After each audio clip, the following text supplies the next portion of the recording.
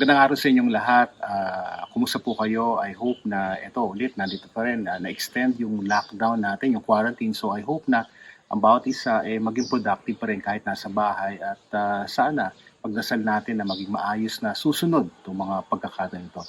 Now, with recent lockdown nga, di ba? Noong una, ginawa natin yung una nating free learning session. Napaka-successful nito.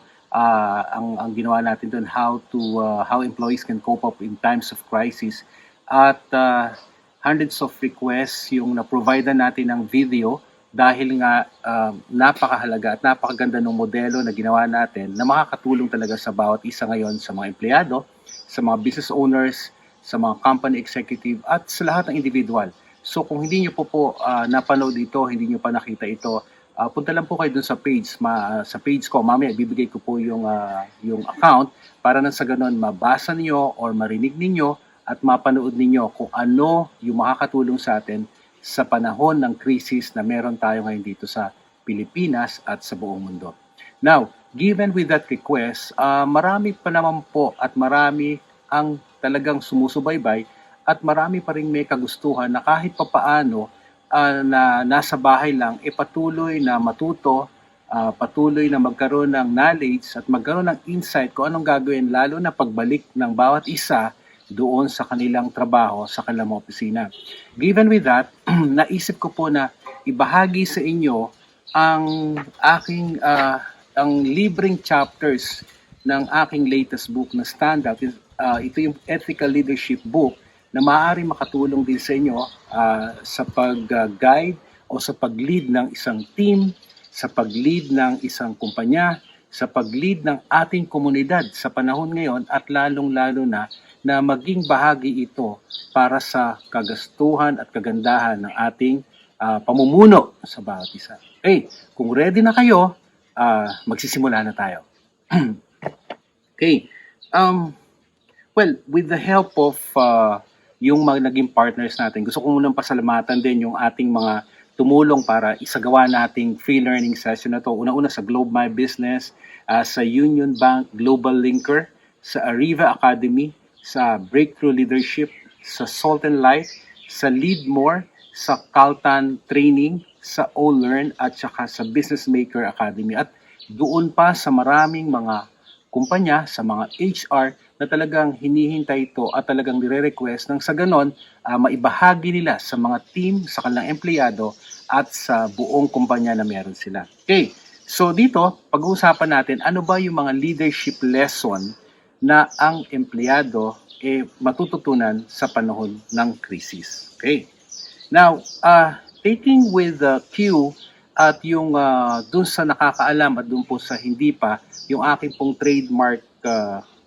principle na be the orange among apples talks about how to stand out from the rest. Ibig sabihin, if you see, kunyari, ang isang apple, so if you see ang isang orange na nandun sa isang basket ng pulang-pulang apples, and then you will find out and you will see that given with that principle, it's how you can be different from among the rest. Imagine, for example, na yung mga apples, kunyari, ito yung mga kapwa natin, colleagues natin in the company.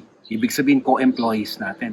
Now, ang question would be, how can we stand out from among our co-employees? Ibig sabihin, di ba dapat kailangan gawin natin yung mga bagay na magbibigay sa atin ng karampatang advantage over our co-employees. Example, dapat ang performance natin okay.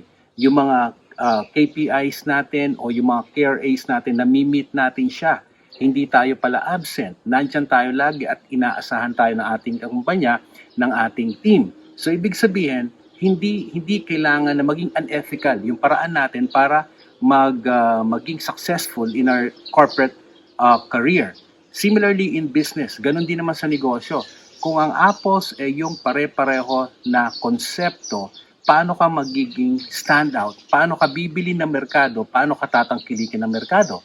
Ano ang kaibahan mo doon sa karamihan? So, ano ibig sabihin nito? Lalo na ngayon na panahon ng krisis, paano tayo magiging kaiba? Paano natin iisipin? Paano tayo magiging creative? Paano tayo magiging innovative? Nang sa ganon yung business model natin maging akma sa nangyayari ngayon para mag-survive ang negosyo, para mag-survive ang mga kumpanya. Similarly with employees, paano natin din i-develop yung ating pagiging standout? Paano tayo magiging standout? Nang sa ganon, makita yung effort natin, makita na yung ginagawa natin will be for the benefit and good and welfare of our company and and syempre, most especially for our family also. Now, given with that principle, I always encourage people in my talks, in my trainings, in my keynotes na we have to be the orange among apples. Ibig sabihin, ito yung mga panahon, lalo na ngayon, na paano mag-i-stand out tayo sa ating kumpanya, paano tayo mag-i-stand out sa negosyo, at paano tayo mag-i-stand out sa nangyayari sa ngayon sa paligid. With that concept, with that principle, ay naging sequel at naging series from the first best-selling book na kaya nga ako naglabas itong Standout Ethical Leadership book. How to Lead Without Losing Your Values. Why? Significantly, over the past years, parang di ba minsan yung ethics yung nawawala na eh. Ibig sabihin, for those people, they may be leaders, they may be our bosses, sila yung talagang tinitingnan natin. And yet, hindi naman nila ginagawa yung ethical ways na maging isang leader. Kaya, very timely at ang ginawa natin dito sa book na to, para siyang isang nobela, parang medyo updated comics, kung alam niyo pa po yung comics, at madali siyang sundan. It's a storyline ang dating niya, parang chapter by chapter, pero bawat chapter na yon merong ethical values, may leadership qualities na dapat meron tayo. So, tandaan natin, how to be the orange among apples. Ibig sabihin, how to stand out as a leader, and we wanted to see people, we wanted to see individual in the company to be a very good standout leader. From there, I believe that to stand out as a leader, yung standout leadership has two cornerstones. Dalawa yung foundation ng cornerstone na yan na pagiging standout leader. Una, yung ethics. Ethics is something that we cannot learn. Ethics is something that is innate, na galing sa atin. It's our personality, it's our character. Ito yung values natin, yung integrity, yung pinaniniwalaan natin. Kaya ethics. Yung isang cornerstone, yung foundation, is about excellence. Excellence is something that can be learned. Look at this, everyone. It is our skill set. It can be learned. It can be trained. We can be trained. Over time, we can develop it through experiences. Makikita natin that we can excel and be excellent. Kaya in the workplace, what we wanted to see are those leaders who will stand out. Meron sila nung dalawang attributes na yon. Ulitin natin, ano yung una? Ethics. Ethics kasi, ito yung character, ito yung values natin, paniniwalaan natin, ito yung integridad natin. At ang excellence, ito yung skill set na pwede nating matutunan.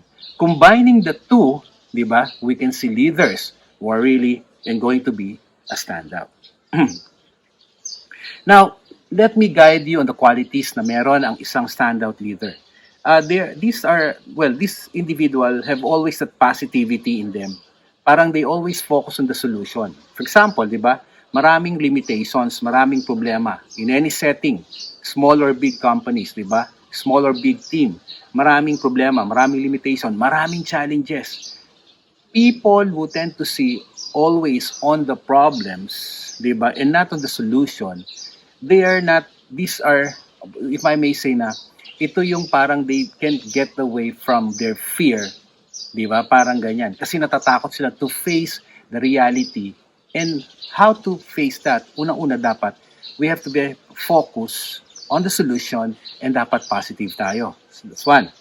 Pangalawa, they face it with the courage and strength. Ibig sabihin, drawing from the team, kaya nga di ba normally, we work as a team and then we need each and every one with the team to help us get into these obstacles and hurdle it. Sumunod, they don't do shortcuts. Ibig sabihin, as much as possible, and dapat ginagawa nila yon ethical ways. Ibig sabihin, dinidiscard yung mga hindi dapat para lang magawa, ma-develop, o magkaroon ng magandang resulta. Dapat ethical. Sumunod, they are always humble. They don't brag about what they have, the success that they have. They don't need to have credit. Let other people talk about something that you have done good. Parang let other people retell the good story about you, what you did. And lastly, they are always calm in the middle of crisis. Look at this, very timely, di ba? Para ngayon, nasa crisis tayo. So as a very good leader, as a standout leader, dapat nandun yung kahinahunan. Dapat nandun yung pa rin yung we don't act on impulse, we are relaxed, we are alert, yet we're looking at things, proper perspective, insights, get datas, ano yung inputs, what you see around you, make your antennas up, tignan natin yung paligid, what's happening, look at the horizon, di ba? Ang pinag-uusapan nga ngayon, months from now, hindi pa rin siya masisettle. Months from now, we will probably facing the new normal. Sabi nga natin, ano yung new normal? It's the changing normal. Making abnormal to be normal. And we're nasa state tayo nga ng abnormality, extraordinary times. So paano natin magagawa na maging normal ang bago o yung magiging yung buhay natin ngayon, paano magiging normal given with all these situations? But syempre, dapat gusto natin na matapos na natin to. So these are just some of the qualities. Okay, let me guide you on what would be a very good standout leadership styles. Kasi alam naman natin that we face different people. We are challenged with different personalities. Iba-iba yung pag-uugali. Iba-iba yung kagustuhan. Iba-iba yung kaalaman. Iba-iba yung yung comprehension. Then how do you take people into it? How do you make people to be led? How to ensure that people follows you or whatever direction that you wanted to pursue, that they will be with you, di ba? Parang to further growth of your company, of your team. Now, taking from this profile, DISC profile that I always use in customer service training, in leadership training, in sales keynotes, napakahalaga kasi na dapat naiintindihan natin sino ba yung kausap natin, yung interface natin. For those of you na hindi pa alam yung this profile, especially sa HR, you have to take a look at this. Why? It will help you manage your team very well. Ano ito? It's about the behavior, the personality na kailangan nating intindihin, kailangan nating pag-aralan para mas maganda yung relationship natin sa bawat isa. Okay, I will cite each and every one yung sa profile. Number 1, yung sa D. What's D? Basically, yung D stands for dominance. Dominant. So, ibig sabihin, ito yung mga tao, individual, na ang personal nila, sila yung tipong keyword dito is about what? Driver. Ibig sabihin, sila yung nauna, yung parang gusto kong mangyari yan. Make things happen. Diba? They are typical, parang they can control things. Gusto nila mangyari kaagad. So, ibig sabihin, they wanted immediate result. Okay, sunod natin sa this profile yung I. Ano yung I ulit? Influence. Now, ano tong influence? Sila yung mga tipong mga charismatic, animated, and they dominate the conversation or the discussion. So, dito, sila yung pwede talagang parang cheerleader. Sila yung magmo-motivate sa'yo. Kaya influencer sila.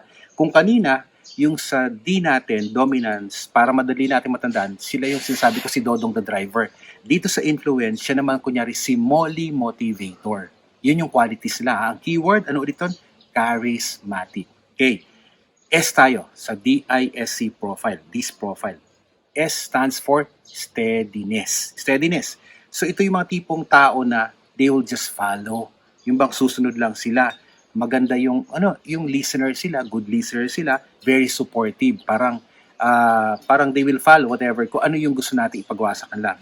So binigyan natin din siya ng pangalan. Siya si amiable, friendly, people-oriented, tsaka talagang follower. Now, ano yung last C, di ba? C stands for conscientiousness. Ulitin ko na, conscientiousness. So, anong keyword dito? They are analytical. So, ibig sabihin, parang ang term ko dito, sila yung mga tipong aning-praning. Sila yung meticuloso, gusto laging support, gusto lagi yung may numbers, kumbaga they always gather information. So kung titingnan nyo, yung D, sino to? Si Dodong the driver, anong keyword doon? Driver. They wanted to make things happen. Si I, influence. Si Molly, motivator. Charismatic. Di ba? Very good. Na talaga silang they influence people. S, steadiness. Si Amy, amiable. Typical follower, good listener. And lastly, consciousness. Si Aning Praning, analytical. They wanted to have always proof and information, meticuloso. So, bakit napakahalaga nung malaman natin ano ang dapat style? Ano from the profile o yung behavior na dapat natin gawin? Bakit kanyo?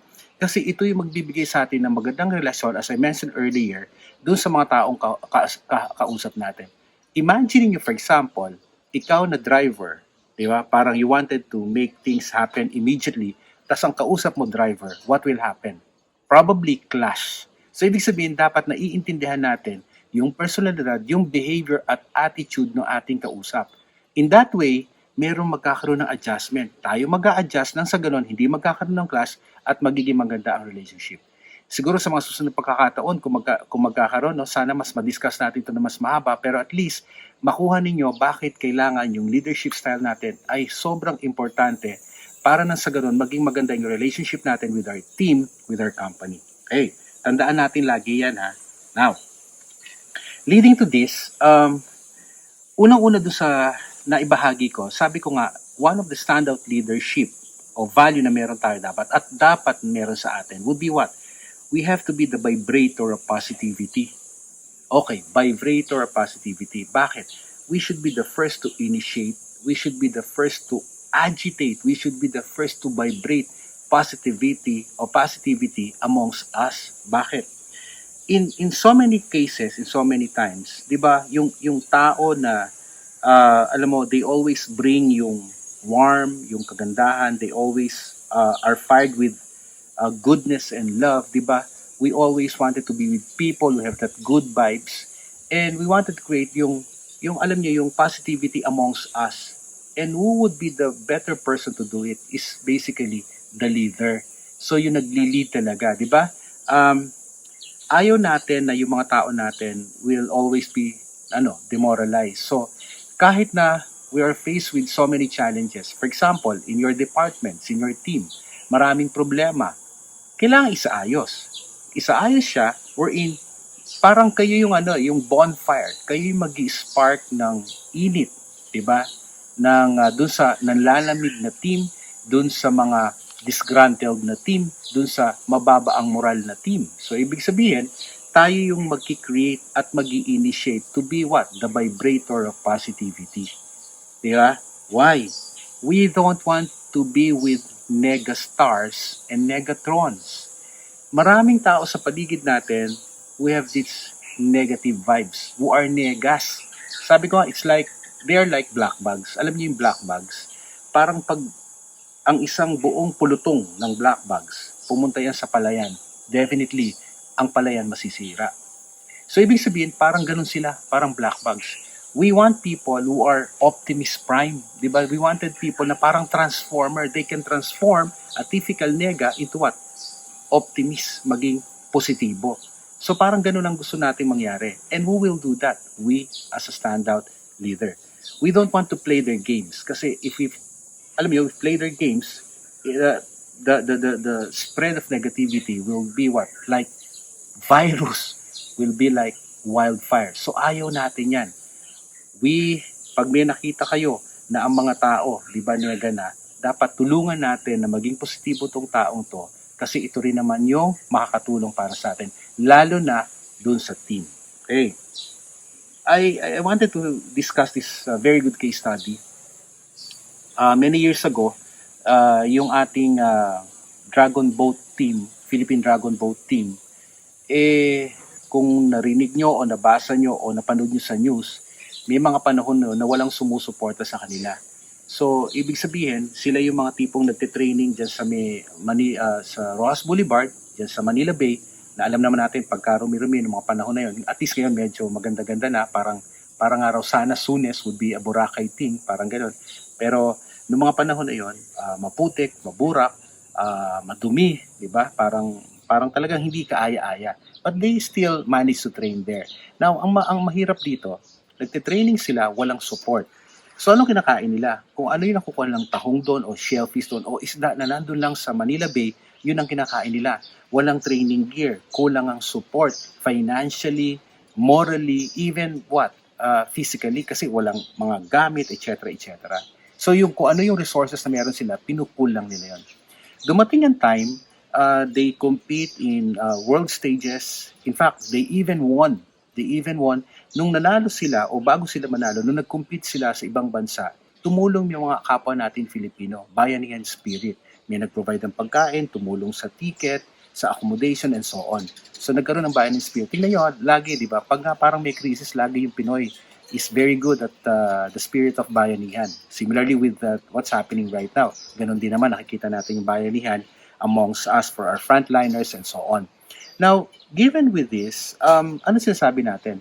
Hindi sila nagpatalo dun sa mga nararanasan nila yung kulang na resources. They kept their positivity going. Ibig sabihin, one another, 'di ba, yung beat ng drums na parang pagsagwan nila, 'di ba, na kailangan sabay-sabay, would be enough to ensure that they win gold and bring home the honor and glory to our country. You know, after that, keeping the positivity na talagang mataas pa rin despite the challenges na na-hurdle nila, sumunod, ang dami-dami ng sponsor, ang dami-dami ng tumutulong, di ba? Parang naging ano naman sila, instant celebrity. And they won medals, parang tuloy-tuloy. So, ibig sabihin, what makes the difference? Ano yung naging pagkakaiba? Kung bumigay sila because of those things na hindi kaaya-aya na natatanggap nila that time, palagay ko wala tayong makikita na mga world-renowned Dragon Boat team na galing din sa Pilipinas. So, it's just one case study about how do we vibrate positivity amongst us. It's between the team na kailangan the leader should be the first again to initiate, to agitate, and to vibrate positivity within the team, within the company, within your department. Read with me with this. I always love this particular quote that I have developed years ago. If I may read it, people who have that winning attitude will keep on winning. Those that have tons of negativity will forever be losing. Ulitin ko lang ha. People who have that winning attitude will keep on winning. And those that have tons of negativity will forever be losing. Naniniwala pa ba kayo doon? Oh, do you agree with that, everyone? I'm sure we agree with that, no? We wanted to be with people who have that winning attitude, di ba? Kasi kung hindi, alam nyo, when you go with negatrons, negastars, parang pinakita na natin that we are, ano nga sabi ng mga bata, we are loser kapag ka ganon. So, away from negative people, away from negastars, negatrons, be with Optimus Prime. Remember, we should be the one transforming and bringing in the warmth, diba, dun sa cold. We should be the bonfire of positivity. We should be the one vibrating positivity within one another. Okay. Now, another standout leadership value is about, sabi ko nga dito, don't sell your soul. Alam nyo, ito siguro yung isa na, when you talk about character, when you talk about the values that we have in ourselves, di ba? Parang ganyan. Ito yung nagkakaroon ng pagkakaiba sa very good at standout na leader, an ethical leader, and isang leader who's just with the power and influence na nandun. So, ibig sabihin, when you see people, di ba parang, when you see people na with halo, ang nasa ibabaw na kanilang ulunan, palagay ko, gusto natin kasama yon. Pero dun sa mga sunga, yung nakikita natin katabi natin o kasamahan natin at talagang hindi maganda yung ginagawa just to get the power, just to get the promotion, just to get the merit increases in our company. Parang ito yung ayaw natin na, they may be leader, but at the back of our mind, parang ito yung ayaw nating i-emulate. We wanted to see people who have that character. Remember, it's about ethics. Diba? You can be a good leader, but not necessarily ethical. But you can be a very good leader, standard leader, that at the same time you have that excellence in you, and that at the same time you have that ethical ways of doing things. Don't sell your soul talks about what? Pwede kang magnegosyo, pwede kang kumita na hindi mo naman kailangang gawin yung mga hindi nararapat para kumita ka. 'Di ba? Maraming ganyan eh. Just to get the power, just to get the business, just to get the promotion, ganun ang ginagawa. Pero can you take it? At the end of the day, you may be good, you may be the leader, but then again, ethically, you cannot face it. You cannot, kumbaga, your conscience doesn't follow na okay yon. So, in any organization, the values, the soul of the organization is always defined by the values of its leader. So, nararapat lamang na tayo, sabi nga natin, as a role model to our team, to our employees, to our company, to our businesses. Di ba dapat ano ang pinaniniwalaan natin? Ano yung meron tayo? Ano yung character natin? Iyon dapat yung nangunguna, iyon dapat yung pinagsisimulan, at yun yung tamang foundation ng pagiging isang leader. Remember, values-driven organization are always what? Have the advantage and very successful over those that doesn't have. So, saan nagsisimula? Tayo, individual, as a leader. Another standout leadership value. Ito totoong-totoo to eh. Marami kasi yung papetics lang. Yung chill lang sa ginagawa dun sa office. So sabi ko nga dito, isang value na dapat meron tayo yung ethics and not petics. I-rundown ko lang yung mga bagay, yung example na para tayo magiging ethical at hindi pa petics. Una, you treat the company like it's your own, di ba? We can always parang hear people na parang we're always encouraged by our bosses, by our management to have that sense of ownership. Totoo naman yun. Alam niyo maraming bagay na maipapakita niyan. You treat your company as your own. Why? Remember, di ba, sa panahon ngayon, na lalong-lalo na the crisis na meron tayo ngayon, the COVID-19, have somehow for many, and I'm sure you will agree with me, na ngayon nagre-reflect tayo, the more than ever at this point, that we have to love our job, we have to love what we do, and we have to love our company. Iyon ang totoo dyan. Bakit? Kung hindi natin ginagawa, ngayon, malamang, mag-iiba yung perspective natin once everything goes to normal or the new normal. We want also people on ethics side doing what is best even if no one is looking. So, ibig sabihin, kung minsan kasi marami sa atin, di ba, so workstation natin, parang ang dami-dami natin ginagawa. Pero yung pala, palabas lang yun. Ang daming kalat dyan, ang daming mga papel, kunyari, ang dami, very busy tayo. Yung pala, gusto lang natin makikita yon. Kasi nga, pag dumaan yung boss natin, yung lead natin, yung manager natin, parang ang dami-dami mong ginagawa. At the end of the day, it's about result. In fact, hindi mo naman kailangan ipakita pa kung anong ginagawa mo. It's about result. It's about meeting your KPIs day to day, month to month, diba? Year end to year end. So, sumunod, I always like this. Ito, honest even on the little things. Diba? We wanted to see people na kahit sa malilit na bagay, talagang mapagkakatiwalaan mo sila. Ito yung mga ethical na tao.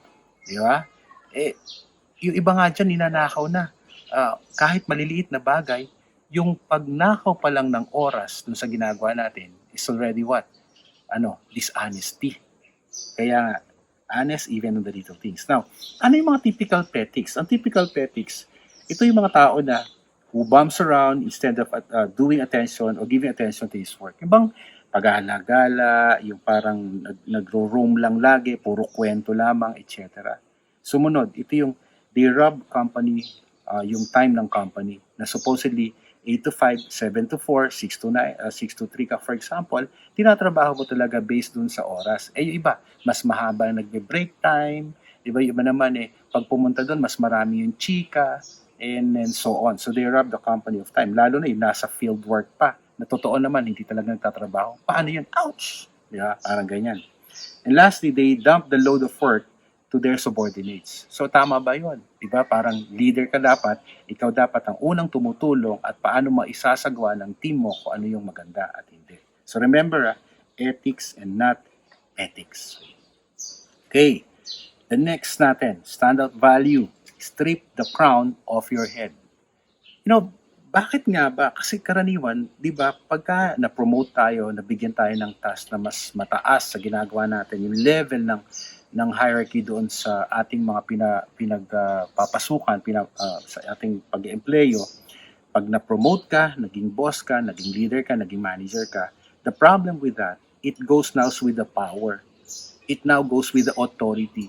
And it goes now with what? Being superior to your team. And with this, while we have that additional responsibility, additional tasks, and authority, it doesn't follow that we need to be superior always to our team. Yun yung gusto natin eh. Remember, people are not like robots. They are not emotionless machines. Ulitin ko lang, they are not emotionless machines. So, ibig sabihin, they have still the heart, nasasaktan din sila, nabibigyan natin sila ba ng pagkakataon na maipaliwanag nila yung mga bagay, at nakikita ba natin na yung relationship natin with them is nag-grow, given that you're now the leader, you're now the manager, or you're now the boss. So, stripping the crown of your head, we can always fried the pride. Look at this, everyone. We can avoid unhealthy pride by being what? Humble, so we will not stumble. We will avoid unhealthy pride and never pretend. Instead, we have to draw the line. Draw the line. For example, one, at work. You're the leader, decision maker, critical thinker, problem solver. Very good. And we will follow you. Very good. We know for a fact that ikaw yung tutulong sa amin na ma-achieve natin whatever business objectives that we have. Then after work, we have to be ourselves. Ibig sabihin, you need to talk, bond, laugh with your team. Anong key dito? We have to be vulnerable. Ibig sabihin, ipakita natin yung totoo natin. So, lastly, we have to be flexible. You know how to deal with things that requires a considerate amount of humanness. Di ba? We may have to follow policies, rules, but then again, we can see things that it can help them and just to be considerate things para mapagita pa natin human. Remember again, people are not emotionless machines. So we can always pride our pride. Strip the crown off our head. Okay? Tanggalin natin yon. Okay. Sunod natin. Another value which I always believe that is very crucial and critical.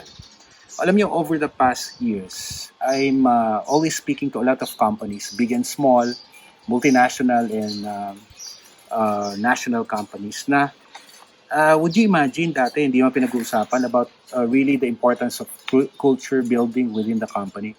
But lately, pare-pareho ang problema. Yung parang foundation goes back to the basic. Bakit nga ba hindi natututunang mahalin ng mga empleyado ang kanilang kumpanya, ang kanilang ginagawa?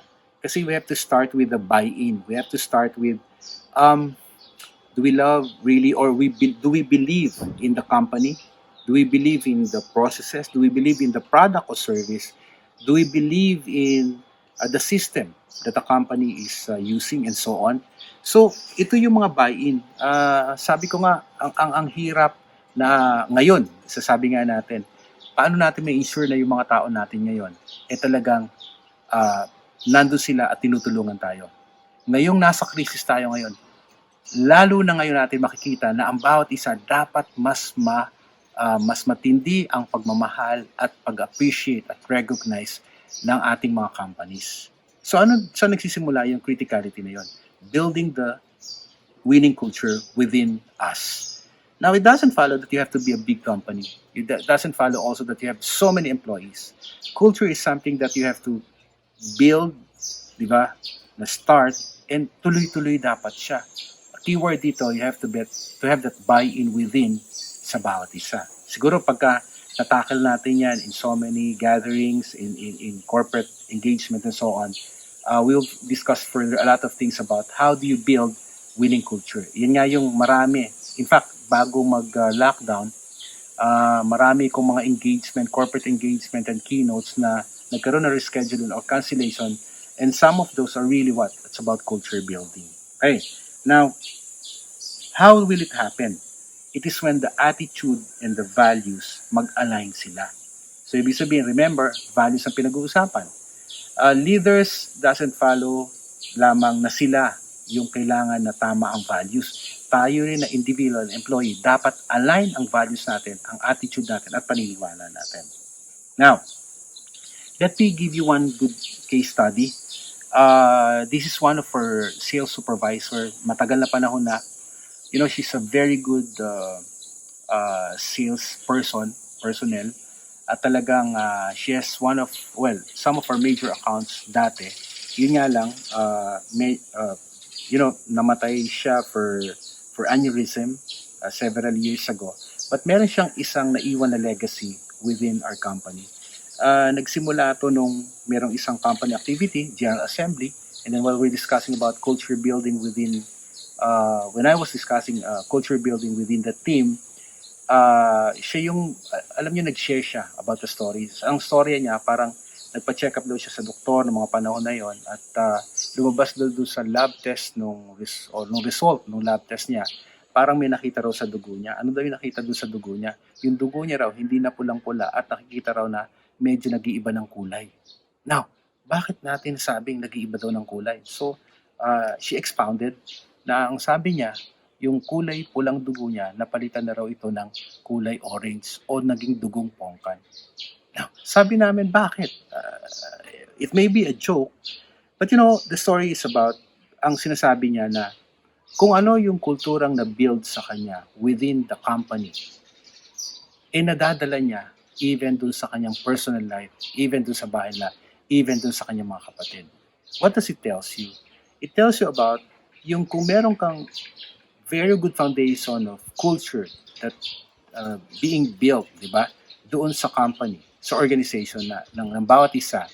Then, at na-imbibe ng bawat isa yun, at na-embed sa pag-iisip at sa puso ng bawat isang empleyado, then definitely, it will not be difficult for you to follow policies, to do things sa company. Ano yung mabigat, hindi nagiging mabigat kasi nga, ang pagkakaintindi mo at pagkaalam mo kasi yung kultura kung ano ang kailangan gawin para sa company, ginagawa mo.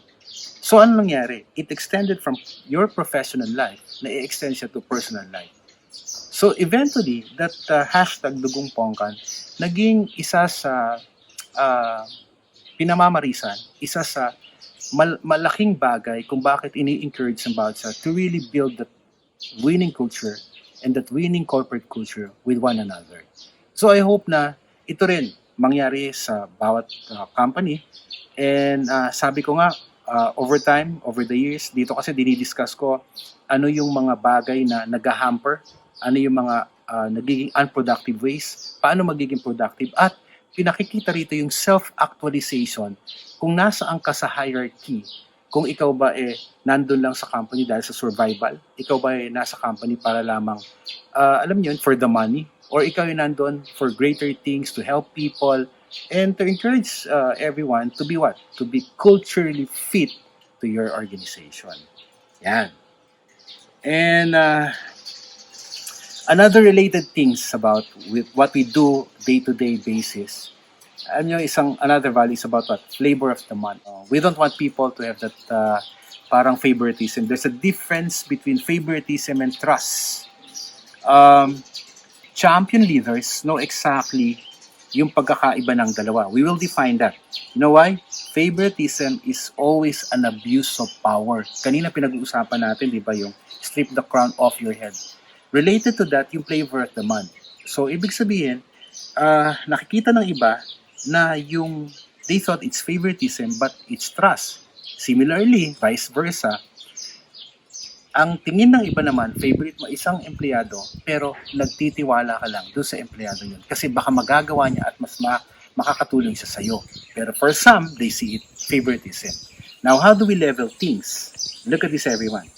Trust is something that you have to believe that you can rely on people. They have the ability or strength to do things. So that's trust. Now, in contrast, giving unfair preferential to individual treatment to a group of person, then that's spreading favoritism. Now, another attribute. For some, they wanted work to be distributed evenly on team. Okay yun. Kasi titignan mo kung nasan ang strength, nasan yung kahinaan ng isa. Para nang sa ganon, you know that they can do it. Now, in favoritism, some of them get an equal amount of workload. Ibig sabihin, mabigat sa isa, magaan sa isa. So, pero bakit mo binibigay lang dun sa isa, yung kabigatan? Hindi dahil pinahihirapan mo dapat. Siguro dahil nga, paborito mo siya. And then, pag na-meet niya yon, then they get what? The acknowledgement and recognition. Sumunod, everyone in the team, this is about trust, knows the detail of a certain project. In favoritism, you somehow withheld, di ba? Some of the things that they need to know. So iba yung sikreto na o yung confidentiality, that's totally different.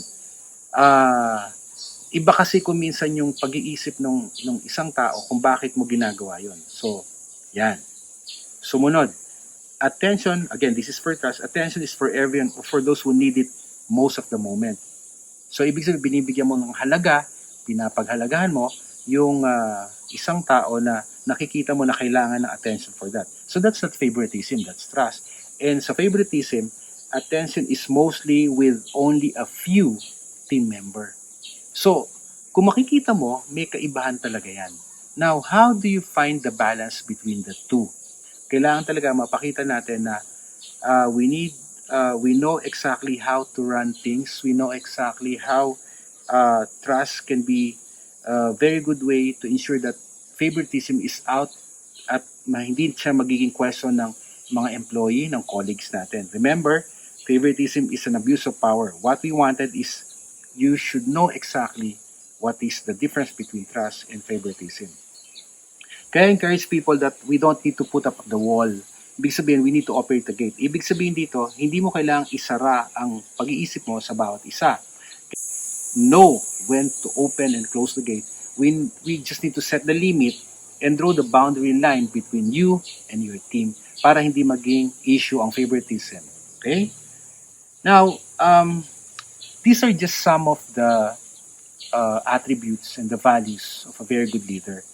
To summarize things, bakit nga natin pinag-uusapan to, bakit natin ginagawa to, is, at the end of the day, we might be looking at, sabi nga natin, months from now to get things normal.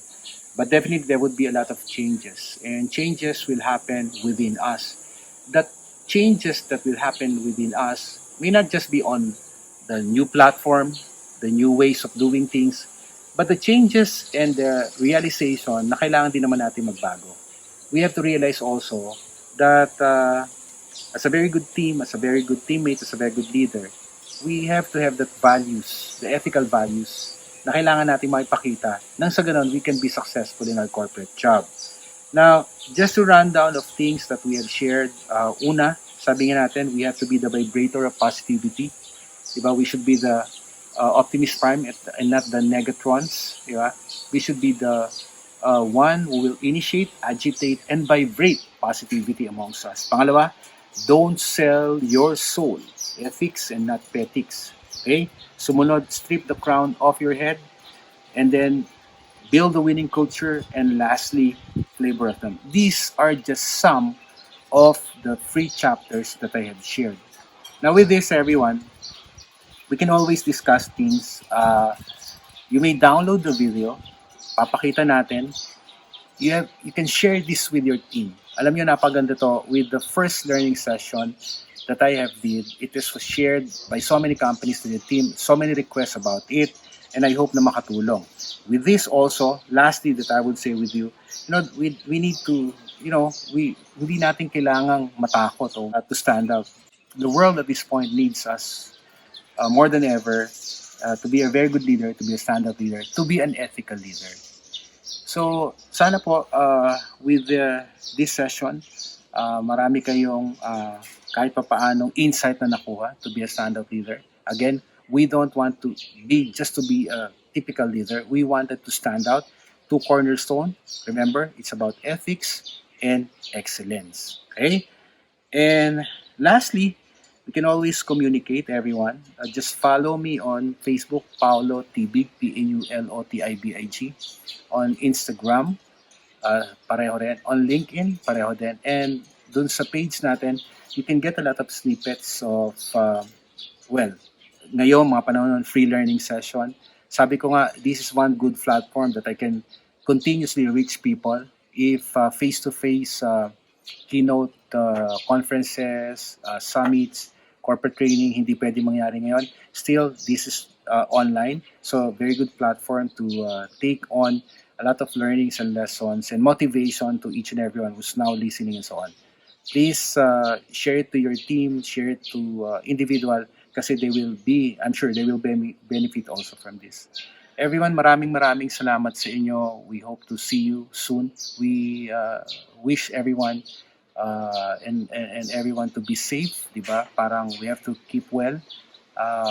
Let's continue praying and hoping na maayos na ang lahat, di ba? Yung nangyayaring crisis, it has changed a lot of things for us, perspective in our business, in our corporate career, in our employment.